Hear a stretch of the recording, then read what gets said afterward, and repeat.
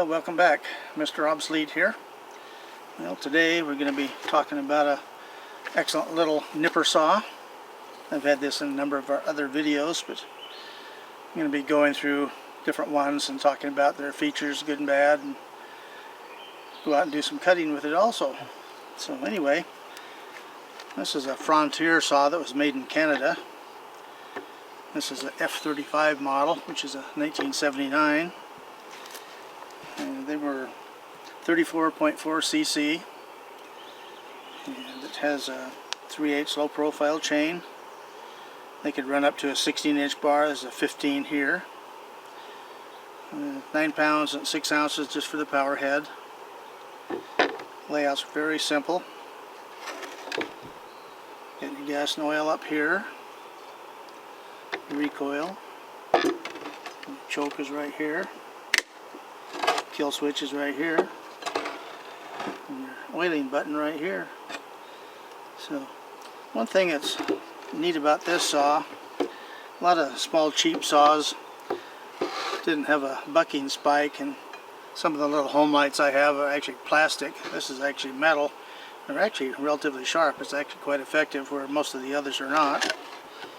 But Frontier saws started out in Canada, like I say, in 1972 in September, and within 5 months they sold 10,000 of these little saws, so they really took off. There was a pin-up market for them.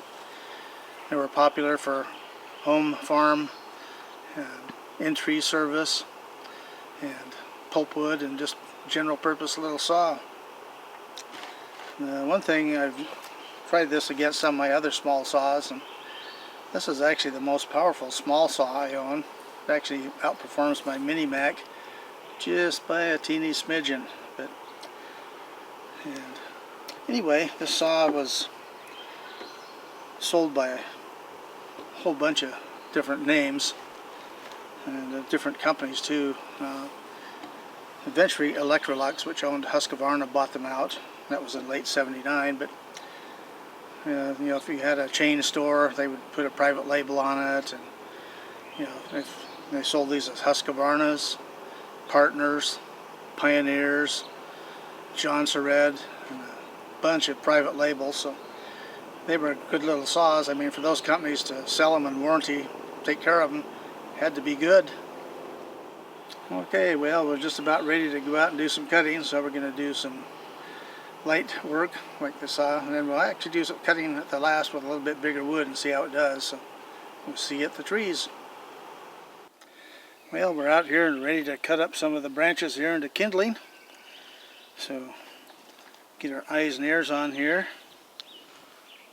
get the saw started and warmed up, and be right back.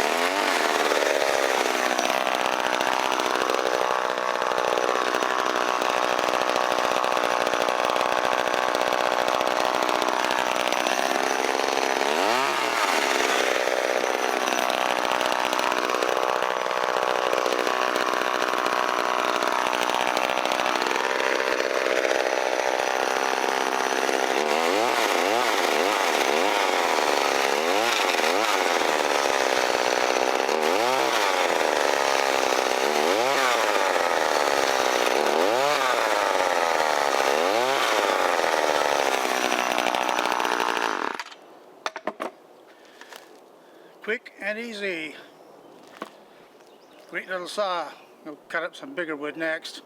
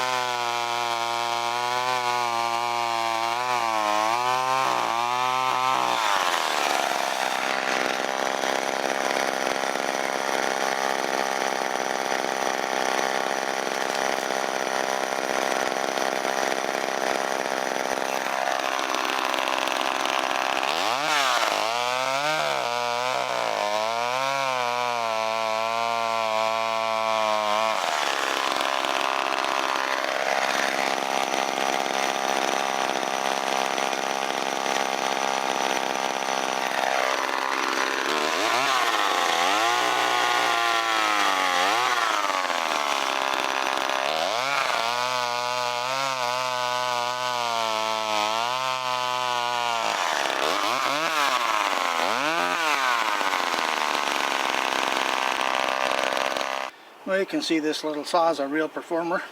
One of my favorite small saws. Like I say, it's got a lot of good features. We'll talk about good and bad both, but the good features are good ergonomics, lightweight, and everything's laid out real straightforward and easy to work on. And the major drawback with these, parts availability is just about zero.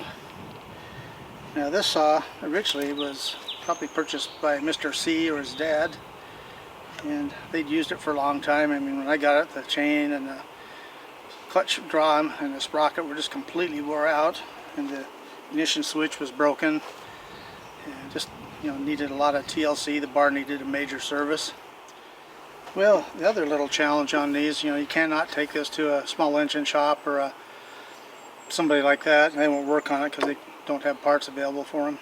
But they had little running changes in these things that were made it kind of hard to fix. So the ignition switch was broken on this, and the reason the saw was taken out of service every time they would use it, the wire that comes up for the kill switch would short out and shock them, and so it went into the bin there for Mr. Obsolete to collect. One man's junk is somebody else's better junk. So anyway, I found some used parts, no new stuff for them. I did find a new drive sprocket and clutch drum for it. I was able to repair the bar and put a new chain on it. But the thing that was interesting on the ignition switch, initially it looked exactly the same, but when I took it apart, the internal parts were slightly different. And so I had to use a couple pieces from the old switch and a couple from the used one that I got. I had to modify them a little bit to make it work, but now it works perfect. So anyway, if you got a little bit of skill and a little patience for finding parts for one of these, I'd recommend them. They were made for a long time, and great little saw. So vintage is best. We'll see you on the next exciting vintage video.